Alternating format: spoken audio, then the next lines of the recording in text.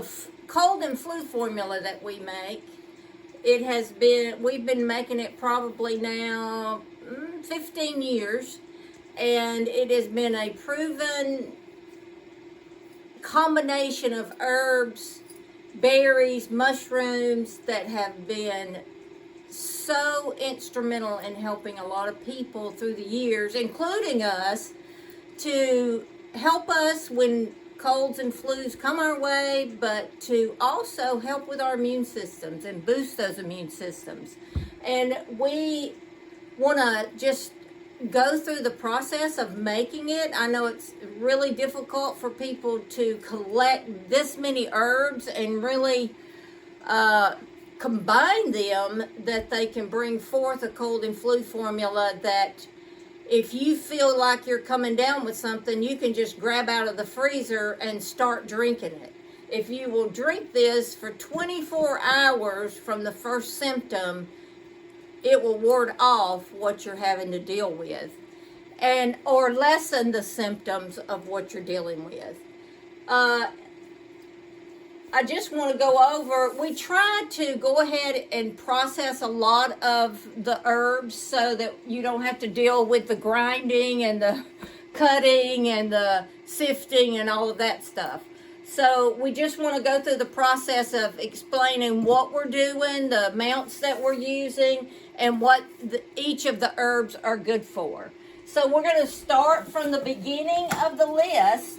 And first of all, we look at Tulsi, which is a nervine. And I'm going to just teach you a few things that you may want to know through the years that about herbs. It's really good to learn not about just the one you're dealing with, but across the board, what does it mean? So with Tulsi, you're dealing with an herb that has a square stem. And that square stem on an herb means that it's a nervine. Okay, we're talking about the nervines. Remember, dealing with herbs, you're dealing with a lot of different dust and things in the air, so I got a little cough in my throat and I had to stop because I've been in here dealing with this for about an hour. So we want to make sure that we just learn about the different things that you're going to be working with. And Tulsi is a nervine. You're going to use a cup of the nervine, and it is for cold, inflammation, and it also alkalines the body. And when you have an herb that does that to your body, you really want to have that when you're working with your immune system to throw off things, to allow your immune system to boost itself, that your body is literally receiving those herbs and throwing the things off of it that it doesn't want or need. And that's how herbs work. It helps your body throw off what your body is foreign to your body. So we like to have those herbs that really bring that balance to our body. Sassafras is a root. I'm sure some of y'all have heard of the sassafras root. And that root is used, a lot of times we have heard that root being used for root beer. But sassafras is an anti-inflammatory, it's an antiseptic, it works with fevers, it's a diaphoretic, which helps you sweat out those poisons that's trying to get into your body, or toxins, and it helps with the immune system. We want a whole cup of this in our brewing. I'm going to go ahead and put this in our pot here. We've got it going already. I usually put my roots in first because the roots are the things that's going to need more processing than the plants.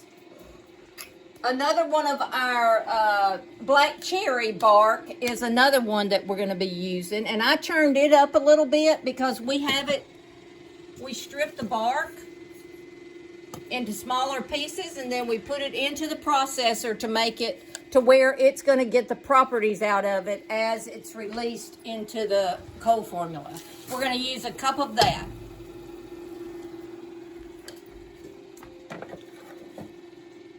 Oregano is the next one. We put a cup of oregano inside of this mixture here. This mixture has oregano. Now this is a cup of all of these that I'm fixing to go over. We have a cup of oregano that's an antimicrobial. It fights bacteria and fungi. Goldenrod is an antiviral and anti-inflammatory, and it alleviates the respiratory congestion. Mullein is for the respiratory issues like coughs, bronchial. It loosens the mucus that you have coming up, and it reduces the inflammation in the lung area. Mountain mint is for cough and fevers. All of these are really instrumental in working together to allow your body to really bring healing. Mountain mint is for cough and fever. Colt's foot, and colt's foot is something that I have to order in from somewhere else or barter with other herbalists because we don't grow it here. And colt's foot is one of a major helpers in coughs, bronchial, asthma, and it acts as an expectorant, calming the throat and irritation in this area. The bone set I use in several different remedies that we have, but bone set is for colds, emphysema, fever, aching, and intense pain in the body. You know, when you get the flu, you just feel like you hurt all over. It's for that kind of stuff inside your body. And it's also a diaphoretic that helps with the sweating. Horehound is an expectorant. Horehound is bitter, and it's the only one I have in here that we have only a half a cup, because when you put the bitter horehound in here, which is really good for you, and I think you can find horehound throat lozenges, and they're really good for helping with soothing the throat and calming this area down. So because it's so bitter, anything that's got like a berberine in it, it's going to have that bitter taste, and you don't want to put too much in it, because if you make something taste too rough, people won't use it. And that's the reason we sort of add in things like elderberry is a very nice flavor, and it reduces inflammation, raises the immune system, and helps alleviate the cold and flu symptoms. But it brings a really nice flavor to your mixture. And meadow sweet flower is it just brings such a nice flavor to this, and brings a lot of the helping with the immune system. My husband found out about it in one of our teas that we use called viral. What's that? It's a viral, helping with the viral system, and it is one of my favorite teas. If you're going to use something to continue to keep your immune system boosted, that's one of my favorite teas to recommend. But we use that in this tea, and then we put stevia. Stevia is a very important one. I believe when you have cold and flu, you don't want to feed it with sugar.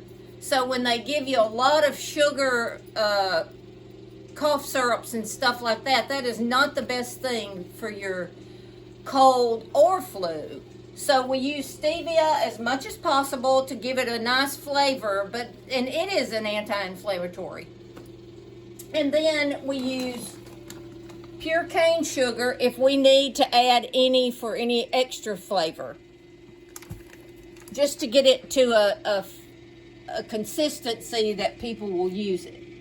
And the only other thing that we add to it is reishi that's an immune mushroom that we use. We'll churn it up a little bit and put in there. And we use cloves. Cloves are something that's really instrumental in helping relax this system and even causing it to numb that the wanting to cough all the time.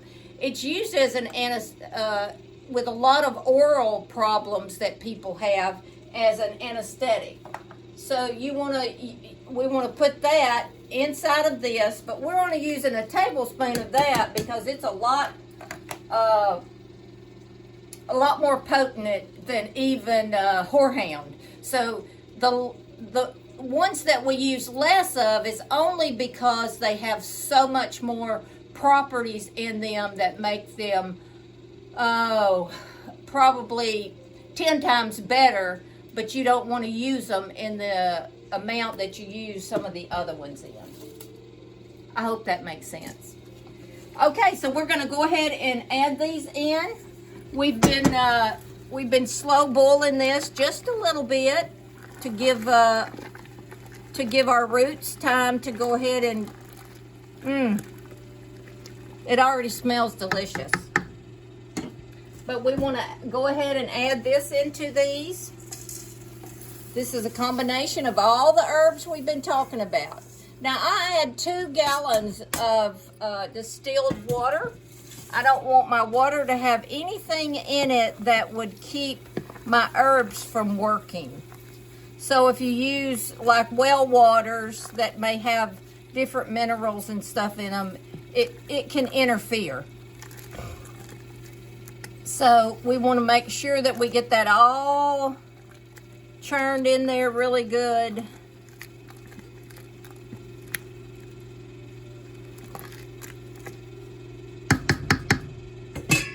And then, while Tim's letting you watch that, I want to just put a little bit of our mushroom. I want to churn a little bit of our mushroom up.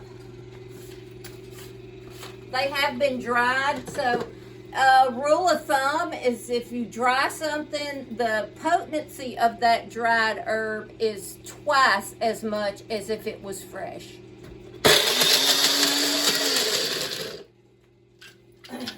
Just to let you know, the reason that we have these tapes on here is to keep these herbs and mushrooms and roots from breaking our cylinders. We don't want anything getting into the herb, into your mixture. And these magic bullets or NutriBullets are the best for doing your herbs. Well, I went through about 10 of them.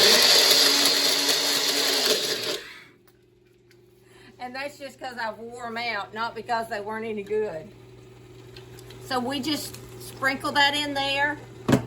And, you know, once, it's sort of like coffee. When you grind it, it releases all the properties in there so that will just be released into the mixture. And that formula just mixes together just like a fine wine. And I'm going to go ahead and process this a little bit of stevia. And I'm going to add this much stevia, but when we'll see when it's finished if it's going to be enough. And we may have to add some, you can add sugar or honey. We're out of honey this year, so I like to add local honey, so I don't have any honey to add to it this time. So we'll just use the raw sugar.